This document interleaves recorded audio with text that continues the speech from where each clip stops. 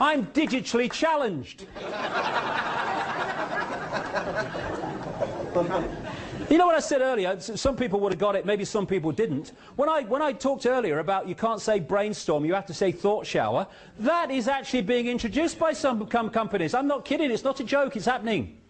And what it's doing is playing minority off against minority. So, for instance, and basically, you remember that image where all the countries were tied up in that web of stuff? They want to do that with minorities. So everyone polices everyone else. This is the idea. The few can't police the many. They have to get the many to police each other. That's what they do. For instance, if you're a gay person, good luck to you. I mean, I have a simple philosophy on life. Do what you like so long as you don't impose it on anyone else. That's it. That's my philosophy. Anyway,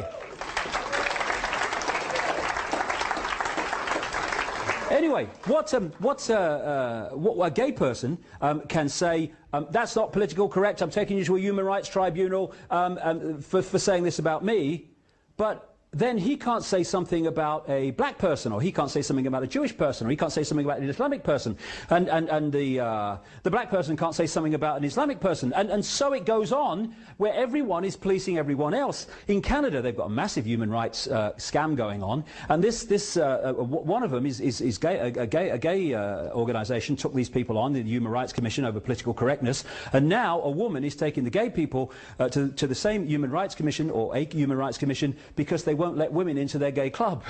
You know, I mean, this is how it works, right? This is what I'm talking about. It's nothing to do with freedom, it's to do with control. And by the way, you know that guy, Sir Trevor Phillips, is it? No, not Sir Trevor Phillips, it's Trevor Phillips, CBE or MBE or something, right? He's head of the Human Rights and Racial Discrimination organisation that the government runs, right? Well, I wrote to him because I came across this thing, and it said, if you have any evidence of racial discrimination, right, write to the Racial Equality Commission. It's called something else now. Bigger chair, more money, same thing. And if you want to report evidence or cases of racial discrimination, and we'll investigate, right? So I write to him, and I say two things. First of all, I'm reporting the British royal family as the most racist institution on the planet, because not only do you have to be white, in effect, you have to come from one bloodline, and you have to follow, at least officially, one religion. I want this investigated. And I said to Trevor Phillips, oh, by the way, why are you, as head of against racial equality, why did you accept an honour from the Queen? It was an MBE or CBE or something, from the most racist institution in the world. And I got this bullshit letter back from a lawyer, completely avoiding the whole question, because of course they had nowhere to go. And the bottom line was, we don't choose to investigate this, thank you very much. I love this one. That's a politically correct sign. It's perfect. There you go. And at the bottom, if you can't read it at the back, at the bottom in small letters it says, also, the bridge is out ahead. That's where we're going. Now, I've got to get this one. Now, you know, the theme of money. What's that got to do with Big Brother? What's that got to do with Big Brother? It's nothing to do with Big Brother. You know, there's no surveillance cameras on the pound. What's going on? David Davison talked about it. This is one of the greatest aspects of Big Brother. Let's just analyse what is Big Brother. It's control by the very few of the rest.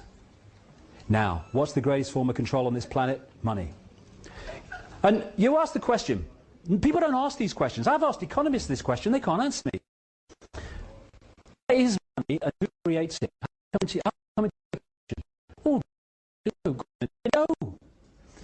First of all, there is no money in terms of anything physical worth anything.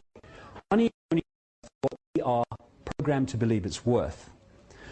Money is figures on a screen, that's it. When you go into a bank and you ask for a loan, mortgage or something, say £50,000, much more these days, £50,000, what does the bank then do? It types into your account £50,000. That's it. It doesn't print any money, doesn't mint any coins, it doesn't move any precious metal a single sodding inch. It just types into your account £50,000. From that moment, you are paying interest on £50,000 that has never, does not, and will never exist.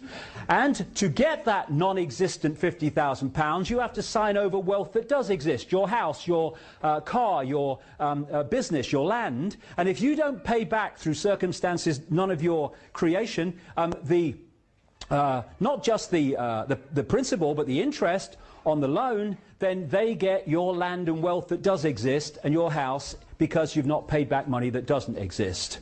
That is how the money system works. Because of this, the same force that I've been talking about has controlled the banking system, the pyramid within pyramid, and they've controlled the political system, and therefore laws have been passed. The fractional reserve lending is one name for them, that allows banks to lend at least, and it is at least when you follow the trail, 10 times what it has on deposit. So every time you put £1 in a bank, it can lend 10 it doesn't have to someone else. And once it's given you the £50,000, you then might go and put that £50,000 in another bank. The other bank now has the right to lend 10 times the £50,000 you've just got from this bank. And this is how it all works. Now, what's the difference between an economic boom, prosperity and all the rest of it, and a credit crunch, depression, economic depression? One thing and one thing alone, effectively: the amount of money in circulation at any time.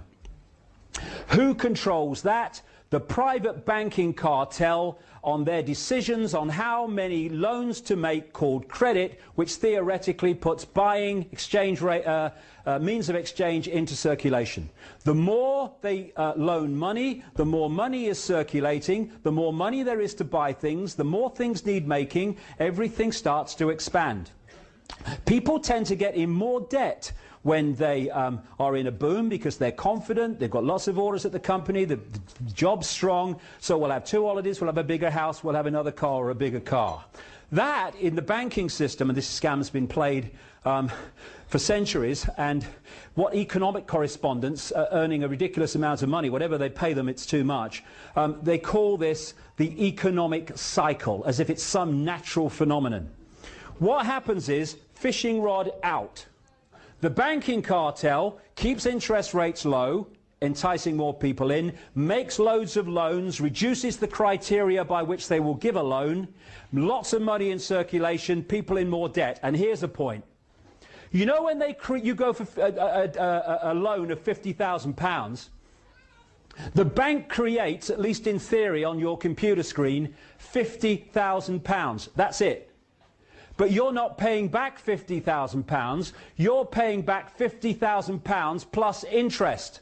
The interest on the £50,000 has not been created, it never is. Therefore, by design, there is never ever enough money in circulation to pay back all the principal and interest on the loans outstanding. Bankruptcy, losing your home, is built in on purpose.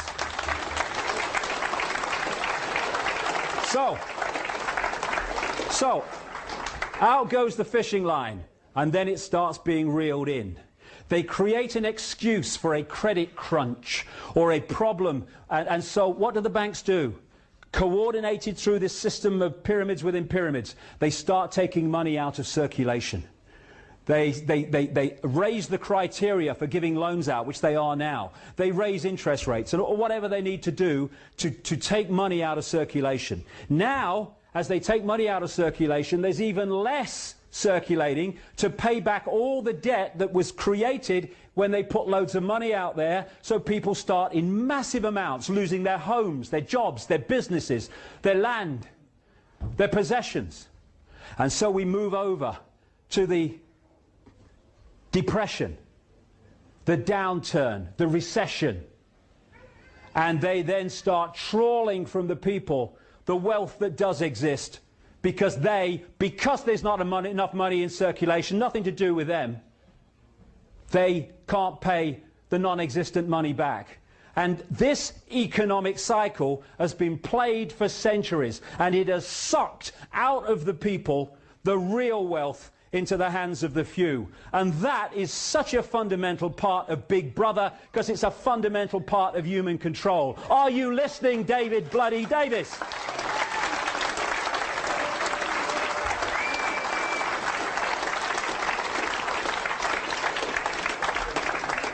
I'm sorry if I'm going on, but you've come so far. I want to give you everything I can today, because all these things connect and we need to know about them.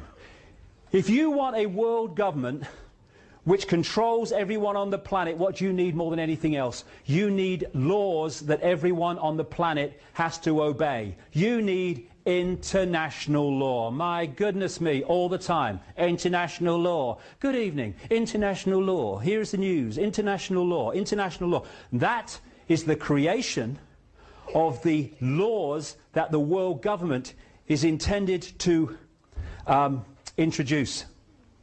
Because international law will be how that controls the lives of everyone, and if you go against international law, that's why the World Army is there to intervene. This is a scientist, I saw his presentation a few weeks ago, called Peter Taylor. Now this man is no, oh, the oil companies are paying him scientist. He's a former advisor on pollution and energy policy to national governments, the EU and the UN, and he was a lead advocate for Greenpeace.